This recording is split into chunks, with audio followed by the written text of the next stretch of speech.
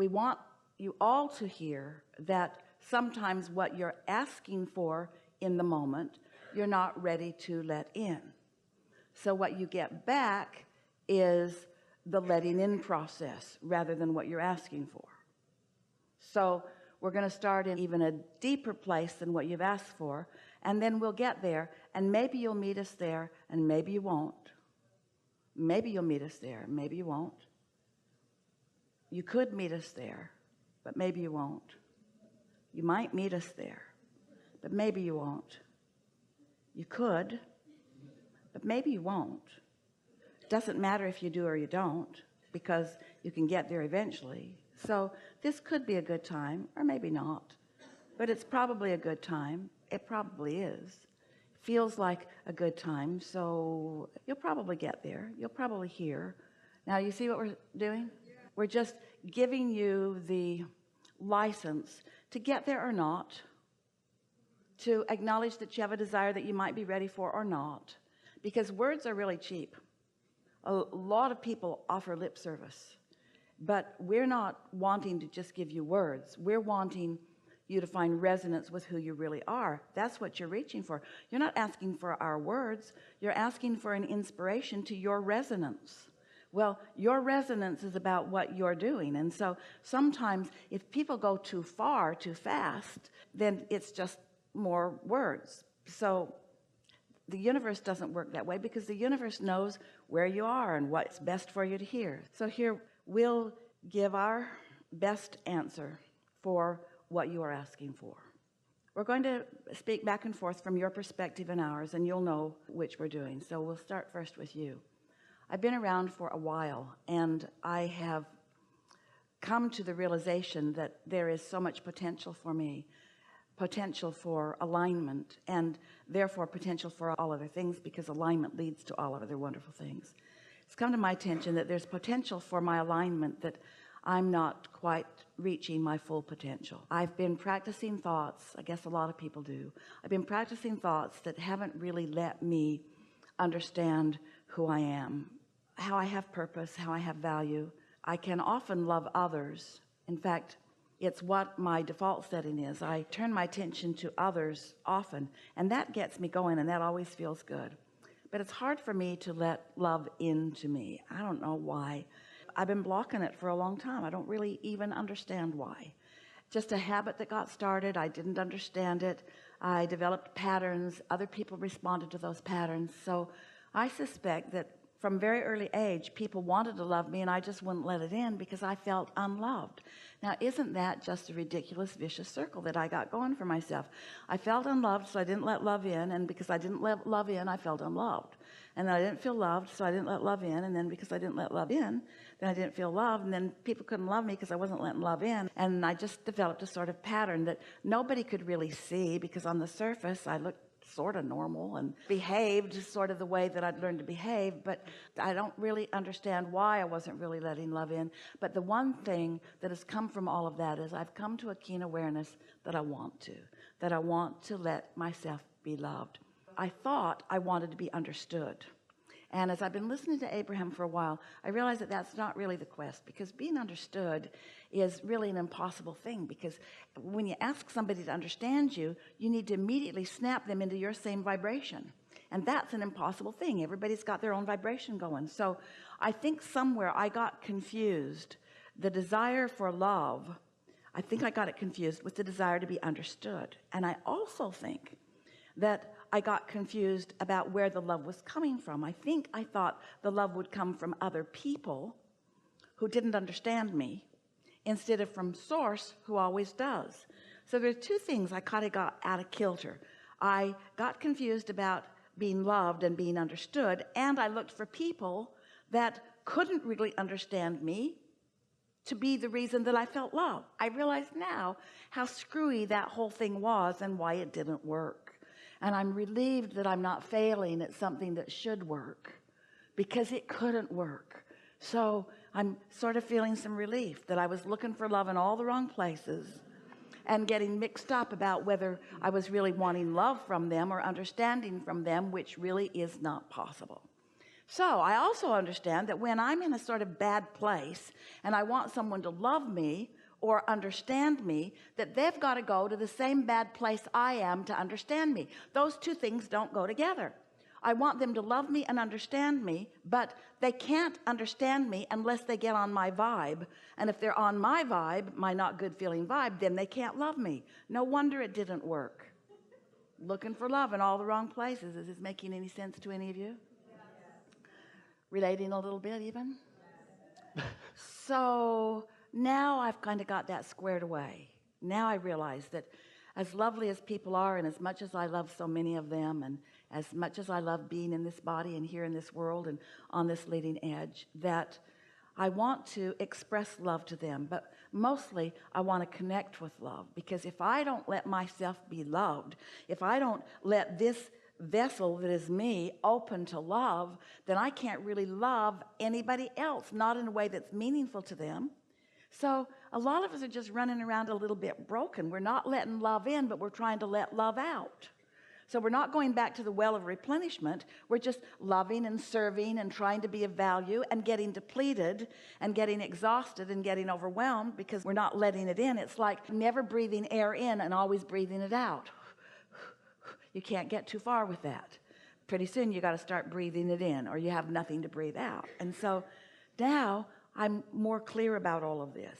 So I'm no longer wanting to look to others for that replenishment, although sometimes you can find it. Sometimes somebody's all tuned in, tapped in, turned on, and they got it going and blowing. And when they hold me as their object of attention, I can feel it. And I do like that, but I don't want to depend on somebody else's connection for that, because they've got stuff they're doing too. And I don't need anybody else's connection. I've got my own straight line to it. I've got my own vortex. I've got my own valve that I can open wide to it. And often I do. Sometimes I do. Sometimes I do it more easily than not. It sort of depends on the momentum that got going. But more and more, I accept these things. I know that source exists. And I know that my inner being is a big part of that collective consciousness of source. And that my inner being is in an undivided way focused upon me. And knowing everything about me and loving me anyway. That my inner being is loving my becoming and is never holding me responsible for what I've come to, because I'm eternal. I'm never going to get done. And there's always going to be within me a gap between what life has caused me to reach for and what I've allowed myself to catch up with. And I've been beating up on myself so long about that gap, because I reach for more and then I don't go, and then I feel bad about the gap, but my inner being never does that. And oh, I'm just figuring this out. The very reason that I don't feel love, or that I feel unloved, is because my inner being is there and I haven't joined my inner being. In other words, the negative emotion that I feel, that I've been calling people not loving me, or my inner being not loving me, or me not letting love in, has only been because I have reached and have not caught up with what I've reached for. And so the very fact that I can feel negative emotion, which feels not love, is my proof that the love exists. Because if that love didn't exist and it wasn't pointed right at me, I couldn't feel this discord from not letting it in. Whew. So the very unlovedness I feel is proof of the love that is there. Ooh, I really like that. Me too. I sensed that it was there. I had glimpses that it was there. It showed it to me from time to time when I was in the right place. I let it in from time to time, and I'm getting better and better at letting it in. I know that my inner being loves me, and I'm in the mood right now to hear some from my inner being. I'd like my inner being to explain to me a little bit what their perspective of me is. I'd like to know how my inner being sees me, and I'm in a better place now than I was at the beginning of this conversation. So I have a better chance of letting more of it in than I was at the beginning of this conversation. So I'll just listen for a minute and I'll hear what my inner being has to say about me. We feel so much love and appreciation for your willingness to be in this body. It's a good body. We have so much appreciation for you to be willing to play your role in our co-creation, because you've got the hard part. You're out here on the leading, bleeding edge, where you're exposed to conditions that you take in and sometimes you take to heart. And you knew when you made the decision to do it that you'd see some things that you didn't want to see, but you knew it was worth it because you knew out of seeing what you didn't want that you would be able to, in the unique way that is you would be able to come to conclusions about improvements, not just for you, but for the people you love and for the world that you love. You knew that these ideas would burst out of you, and you knew that when they did, that there'd be a gap, because you knew that the very contrast that provided you the launching of the rocket was going to hold you in contradiction to the new rocket for a while. But you knew that we would keep our promise to you. That's why you weren't surprised to meet up with us. You knew that we would keep our promise and that we would not take our eyes off of your goals, of your objectives. And you knew that that's how it worked. But somehow you did a little tricky twist on yourself, because you've decided to beat up on yourself for not always easily going right along. You say to yourself, I know this stuff, why don't I just go with that flow? And the answer to that is because law of attraction won't let you, and that's a normal thing. And sometimes it has to get worse and worse and worse before you ask for more and more and more. But it gets easier and easier for you all the time. Have you noticed that? We are taking so much delight in how much you do catch on to right away, and how much resistance you're leaving aside, and how much resistance that was one time active in you a lot that is no longer active or rarely active within you. And so our wish for you is that you feel about you as we do. And of course that's not a possible thing really, because you are your perspective and we are our perspective, but we are dominant and we do have you outnumbered.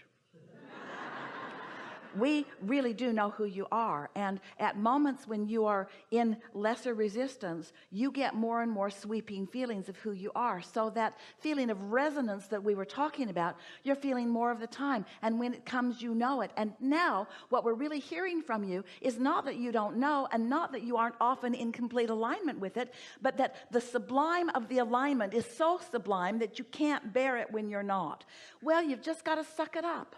You've just got to accept that it's going to be that way, that it can't feel good when you're not in alignment, and it always feels good when you do, and both are part of the bargain that you struck when you decided to come. So it's time for you to stop beating up on yourself for every little bit of negative emotion. Esther saw coffee spilled all over all of them, and she said, I did that.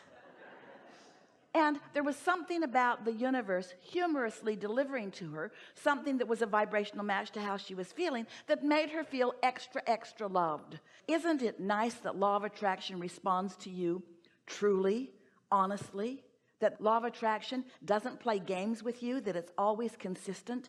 And isn't it a wonderful thing that we, your inner beings, stand in full appreciation of you no matter what you're doing? And isn't it nice to know that the way you feel can't be separated from the way we feel?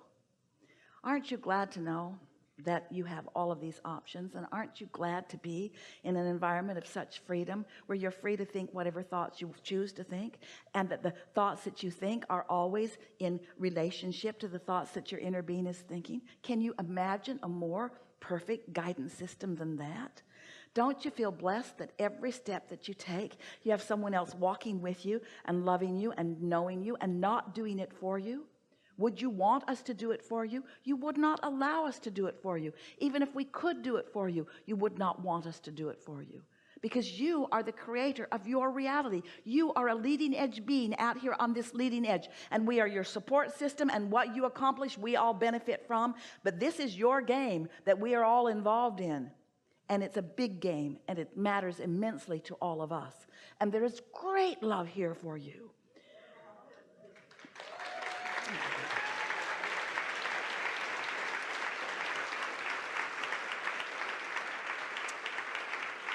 So the best thing that you took from all of this is that when I feel bad, I'm extra loved. Right. That's what that means. Source must be really loving me, because I'm really hurting as I block it off. And I don't have to block it off. I'm just choosing to, because I have some stupid thing that I've been thinking about that's causing me to feel sorry for myself again. I've chosen the victim role again. I'm feeling vulnerable again. And my inner being isn't having any of it, because if my inner being were in agreement, I'd feel great. but my inner being isn't having any of it. And so